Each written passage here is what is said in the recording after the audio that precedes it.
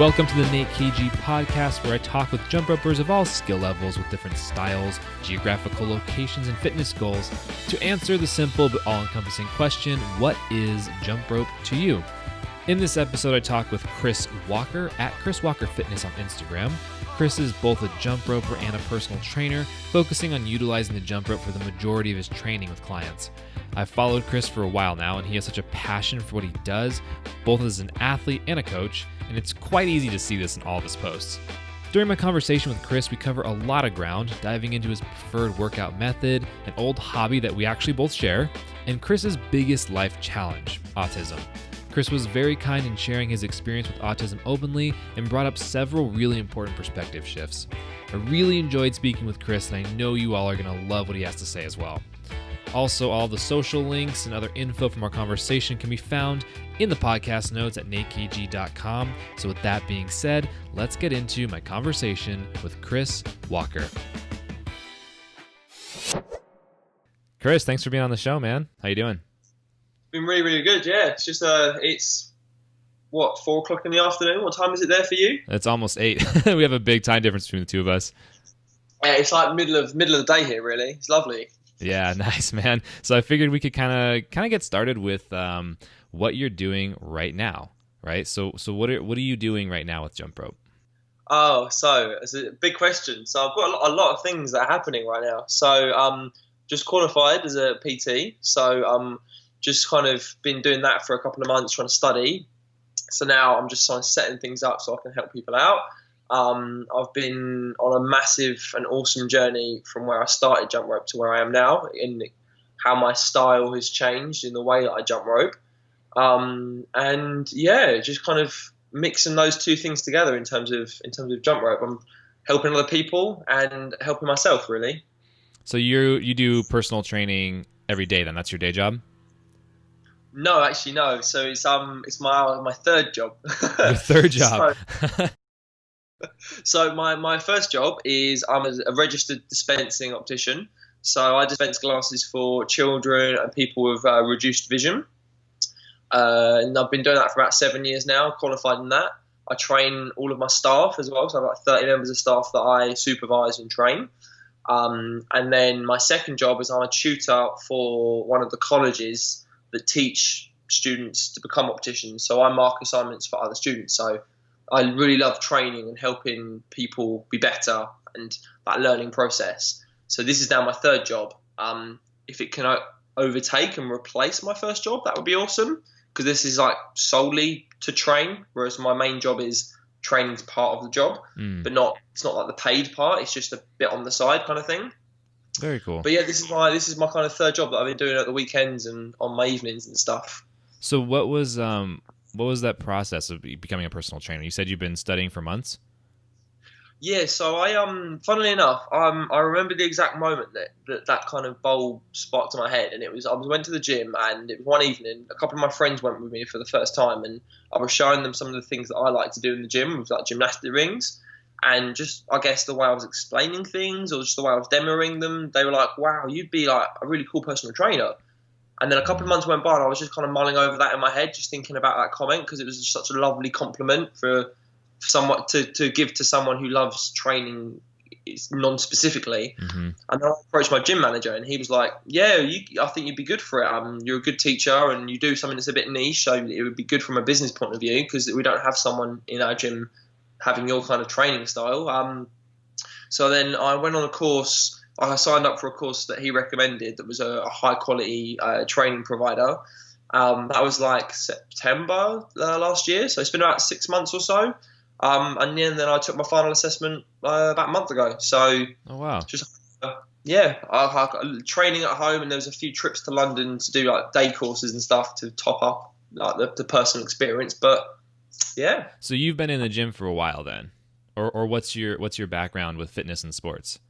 Oh god, so I'm all over the place because I like to mingle and like experiment. So like literally from when I was a child, I loved playing football, basketball, tennis, ping pong, long distance running, short distance running, swimming. So like everything then.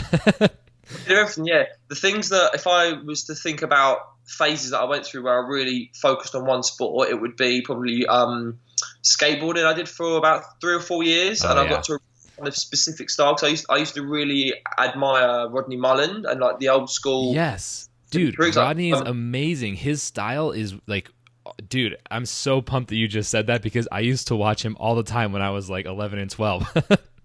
Honestly, like so many of my friends would love the kind of like doing bowls and doing rails and stuff, and I Yes. just wasn't. I didn't enjoy. I liked the intricate flip tricks and like the floor based stuff and like primo slides, and so that really resonated with me. And I kind of became a little bit known in my little friend circle for being that kind of Rodney Mullen kid that didn't fit everyone else, but just had his own thing. And So then you were I moved doing, over to, wait, so real quick, so you were doing like primo slides, primo flips, like Casper flips and stuff? yeah, I was doing like Yes. 90, 900 turns, and that was the kind of thing that I preferred. And I'd do like double 360 flips, and I would like to do really complex, intricate stuff and just get them really clean. So I Yeah. love that sort of stuff. Dude, I didn't know you So were a skateboarder. This is really cool. That's yeah, awesome. I used to love that. And then I had to stop at one point because I really badly hurt one of my ankles, and Mm. then I never got back into it because where I'm quite a tall lad, I've always been quite heavy, and boards would snap quite easily. Mm. So I put that down, and then the next sport that I kind of honed in on was ping pong. I used to love playing ping pong in leagues, and for the same sort of reason, I really loved playing intricate and getting to know the complex way you can play. Because the higher level you get, the more difficult the opponents are because they're so intricate with the way they apply spin and position and things. And so I used to love that too. So, and then after then I started going gym. I went like traditional gym, but I had no idea what I was doing. Like most people when they're 18, and I just lifted weights and ate a lot of food and didn't train properly. And then, Nice. yeah, I mean, I'll be honest. Like, I could squat a lot of weight, but I did not have my butt go anywhere near the floor. So, like, Right. Right. You were a quarter squatter or something like that. it was just not cool. It was not good. And so then I started doing long distance running because I've always been someone who can do high endurance more than I can do like intense speed. So I helped one of my friends train for a half marathon, and I didn't do the half marathon, but I just really enjoyed long distance running. So I ran that with him for a little while, and then I did marathon swimming for a charity event, and then eventually I found bodyweight training, which is what I do now mostly, like functional weight training, to get my body to move in the way it's mechanically supposed to, and I really enjoy that now, and I have done that for about 3 years, and then I found jump rope, and so now where I'm at now is jump rope and like functional bodyweight training is pretty much what I do now. So it's kind of a long journey, but It sounds like, I mean, going from skating to ping pong, fitness, all this, there's kind of a common tangent of you seeking out something that's really technical. Like a lot of, like, that seems to be a pretty common thing for you, is finding the very specific way something is supposed to happen, like based on physics and just that motion, the natural motion. Is that true? I would say that, and also kind of how the physics of it can become an art form in a way, because go back to the skating, it can be very physically intricate, but there can be some form of beauty in that, and that's what I enjoy. So yeah, that I would say so. And even like down to swimming, like I would focus so much in swimming on terms of technique and getting perfect reps back and forth, and I used to really hone in on that more than anything else. Mm-hmm. Interesting. So you did all that. So then how did you end up finding jump rope? Oh wow! So I used to follow a lot of people on Instagram, and I used to use it as a motivational tool. I didn't post anything, didn't really talk to anyone. I'd follow the people that would make me want to exercise. And one of the people I used to follow, once he'd never jump rope normally, but he posted one video one time of a cross ropes jump rope, and it was really brightly coloured. He did a crossover, I think, and I was like, wow, that's so awesome. I was like, I have to check that out. And then a couple of months went by, and I finally invested in one because I had to like pay import charges because I live in England and that's kind of poor. But I got one, and then I just kind of opened up to the idea of jump rope because I'd known about it before, like boxers and things would use it for coordination and speed, but I'd never considered myself to try it. So I thought, let's give it a go. And yeah, it went from there. I mean, I remember learning like double unders, side swings, and crossovers, and at the time, my mind was blown that a crossover was a thing, because I was like, how does the rope cross but still pass around you? I couldn't work that out. Mm-hmm.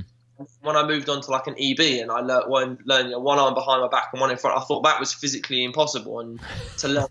And then each time I learned a new skill or a new trick, there was more impossible things that I could do with the rope that I'd never considered before, and then it just spiraled from there and snowballed to where it's become. That's really interesting, man. Wow. So you just kind of jumped in full steam ahead, complete dive into jump rope. Pun intended. I completely jumped into it. Yeah. You know, it's funny. Half the time I say that, I forget that I'm even saying a pun. So do you have then any other?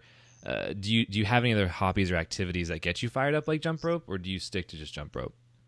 So I mean, I have like, you know, the odd things that I do, and I mean, I'm a massive lover of food, but to be honest, it would be a lie to say that I have any other hobbies that really fire me up as much, because where I'm actually autistic, I tend to really get all of my energy focused into one thing at a time, which is why I've jumped around so many sports, because I'll get a fad and I'll stick to it for about a year and then I'll put it down and do something else. So at the minute, and for the foreseeable future, it has been jump rope. And I'll just think about jump rope 24/7. I'll constantly be working on things, and I'll focus on technique, and I'll just go full hell for leather with one thing. And it doesn't bore me in any sense. The more I do that, the more I get from it. So it would be a lie to say I've got any other hobbies at the moment that really fire me up in the same kind of way. And so you're saying that's because of literally how your brain works, right? Like your brain is just wired for some kind of an activity that has that much to offer. I mean, I suppose the best comparison of it is if you ever have that kind of stereotypical autistic child that you'll speak to, that one of the things that they describe as a trait is like, you'll have a conversation and they'll just talk about one topic non-stop and they can't tell when the other person's bored of it yet. Mm-hmm. It's like a physical manifestation of that. It's like, I can just do that thing all day, every day, regardless of how bored everyone else around me is of hearing about it. I'll just do it. Mm-hmm. And so, yeah. Interesting. Okay. So let's kind of dive into that, because that's a big piece of who you are, right? Is the autism. Can you kind of, that was a great example. Can you kind of keep elaborating on that a little bit and defining what that is day to day? Well, I'll start off by saying that I haven't always known I was autistic. I found out when I was about 19. And I'd been for like a bit of counselling because of some issues I'd had at the time, and they suggested it to me. And then I went and had a consultation with a psychologist, and they diagnosed it as a confirmed thing. And through the process of discovering it, they said that, most people, when it's suggested to them, especially males, they get quite frustrated, or they can't get kind of reluctant to accept it because it's like can be seen in a bad connotation. But I kind of was quite welcome to the idea, because there's a lot of things that I'd done in my life, like habits or traits or things like these phases and fads that I'd never really understood why I did them, and then suddenly everything clicked. So like I'm a massive person for routine and habit, so lots of things in my life have to happen in certain ways, or I have to know when I'm doing something, and I know how regularly it is, because it makes the stress of it so minimal. It gives me more headspace to focus on other things if those things are accounted for. So for example, I can't really fathom how people have a diet where they just choose what they eat on the day, because that would stress me out so much, not knowing what I'm going to eat every day and how much it's going to cost. So having like a pre-planned diet where I know what I'm eating every day of the week, and it's normally the same thing every day, just with small variation, means that I can pre-calculate how much it's going to cost, and I know my nutrition is sorted. So I've got so much more headspace to focus on things that are more important on that kind of more spontaneous manner. If you look at my laptop, everything, I've got a spreadsheet for basically everything, because I like to have all of that information in front of me so I can really consider the best option in any given circumstance. And that's kind of how my brain works, really. I've learned to, I know most people would think, is that not something you'd be ashamed of, or it's not going to define you? But I kind of like to think it's like a bit like a superpower. And I've kind of, even subconsciously for the first 20 years of my life, I've kind of gotten to the point where I'm learning to use it to my advantage, because I know there's certain things that I'm better built for, and I just do those things because I know that I can use those to my advantage in that superpower kind of way. I'm happy that there's certain things I'm always going to struggle with. Like, I'll never go to a party and feel fully comfortable around loads of people I have no idea about.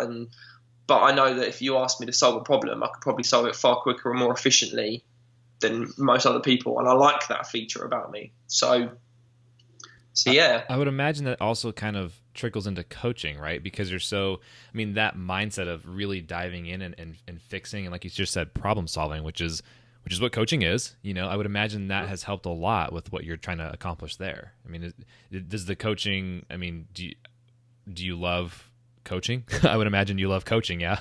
Yeah. I mean, part of the reason, I suppose, going on that, one of the reasons why I'm wanted to become a personal trainer is because I really enjoy seeing people improve and seeing that moment where they click, where it suddenly makes sense to them, like the concept of something, as opposed to just memorizing it. And that has stemmed from my previous job of, training on the side of the job. And now I want to do that full time because, like, one of the things that I would normally struggle with, especially in a social situation, is like communication. I'm really bad sometimes at communicating what I mean. But when it comes to training, the whole point is you have to communicate in such a way that the other person has to understand what you mean, because that's how we teach other people. It's how you learn, is you by communicating. So it kind of helps me kind of overcome that one key barrier that I have. And one of the things that one of my favourite teachers that I've ever had is a guy called Hayden in lecturing in optics. One of the things he was always so good at is he could always put into words an analogy that made sense to that new concept. So he took what you already knew but just reapplied it, and I think that's so important. So he could always teach me something in such a simple way, just by taking something that you already understand and just reinventing it, and you're like, oh, really? And then it's that moment is what I love the most. So I kind of aspire to be like him, really. I always think, what would Hayden do, or what would Hayden say in this situation? It's really exciting too when you have an athlete that you're working with, and it's funny because I'm like, what's more exciting, when I nail a new skill that I've been working on for a while, or when my athlete nails a new skill they've been working on? It's like you almost get to get that same feeling of like euphoria through them almost. Yeah, exactly. It's almost like, it's kind of like the complete opposite of, have you seen that Black Mirror episode? Which one? I've definitely watched a lot of Black Mirror. That wasn't very specific because they were all so good. There's the Black Mirror episode where the doctor has that kind of pain inhibitor thing where he can feel the patient's pain, and then he begins to get like a kick off of it. He's like, oh, actually, he enjoys the feeling of sharing that pain. It's like the opposite, where when you see someone train, you almost share the euphoria yourself, and so there's almost like you want to help them to be better, but you're getting that nice sensation at the same time in a weird sort of way. Yeah. Well, because you play such a critical role in helping them move forward, and then also someone like you, I think we share the idea of that, giving them a very technical approach gives them tools to then go figure out so much more later on their own, and being that person to lift them up. That's huge, Yeah, exactly. You just think at how many people you've influenced to be better as a person, and then they go on to inspire someone else, and then they go on to inspire someone else, and it ripples, and then there's like a legacy there, and that could have been like one small sentence that you said to them, or it could have been a month of coaching. It doesn't really matter. Either way, that small influence, it's a nice warming feeling to know that you've made a difference, even on that minute level, and I love that. Yeah, we definitely, we definitely should. We've talked at length about that kind of thing before too, just privately offline. Yeah. So I kind of want to let's take a little bit of a hard left here. I'm really curious because I don't think I've even asked you specifically before. What is your fitness routine? Like, what are you doing day to day? Like, what's your workout? For the people who are listening, who are thinking you've just asked that for the sake of asking that, you haven't actually ever really asked me that. As much as we've talked training, we've never actually asked, well, what do I do? So my training's always evolving as I'm always learning new stuff. But at the moment, I train body weight and like functional training twice a week. I do upper body entirely twice a week. So like the front muscles, back muscles, posterior chain, anterior chain, whatever you want to call it. I train that twice a week for strength and muscle gains and for health. And then for lower body, especially because I've got an injury at the moment, I don't train any like intense leg exercises. I just jump rope. I don't have any set routine in terms of how much I jump rope, for how long, what I do drills of. At the moment, because I'm at the point where I am, I just go to jump rope. Like yesterday, I went and I just ended up doing loads of releases work. But I actually started off the session wanting to practice under the leg crosses. So it kind of just evolved. And I might have like certain drills that I'll do if I have a certain thing in mind, but I don't let that decide what I do. I just do it for the sake of having fun and doing it. Sometimes that lasts half an hour. Sometimes that lasts 2 hours. Yeah, I definitely feel that. I do want to ask, I know this might seem a little specific, but I'm curious on your upper body days, are you using machines? Are you doing free weights? Are you doing 4 sets of 12 reps? Are you doing 5 sets of 3 reps? Like, I'm curious what exactly that is. So I have a little bit of everything, because I do a lot, and I mean a lot of like scientific study into like what exercises and what produce what effects and like what's beneficial to you. So I kind of have this kind of efficiency point of view to training that no one wants to be in the gym any more than they have to. So is that exercise redundant? Is it serving any real purpose? And do I need to do it? Or is it just for the fun of it? So at the moment, my routine is I work on horizontal and vertical movements. So I do at least one pull exercise that's horizontal and vertical. And I do the same for push. I then do a couple of exercises for certain muscles that I might be wanting to train specifically. So, for example, I'm currently doing some strength training for handstand push-ups. So I do handstand shoulder training, and I do like work on parallettes that works sort of the rotator cuffs and the anterior delts. And then, although a lot of people seem to be surprised by this, I never actually really train any core specific work because I do so much gymnastic and like balance work that my core is actually strong just from that. Mm-hmm. But that'll be the predominant amount of work I'll do. At the moment, I'm really into cable work just because it can be quite easy to get a nice pump from the exercise without having to do such ridiculous intensity. So the injury risk is a lot lower. And it's kind of a new thing for me to experiment with. But in the past, I have done quite a lot of higher volume, high intensity exercise. So I kind of switched that up recently. I use a couple of machines, but I'll normally trade those out if and when I can do bodyweight exercises. So, I mean, if I was doing, say, dips, I would do dips on the rings before I'd ever get anywhere near a bar because I'd prefer to have that motion, that freedom of movement to use all the stabilizers and whatnot.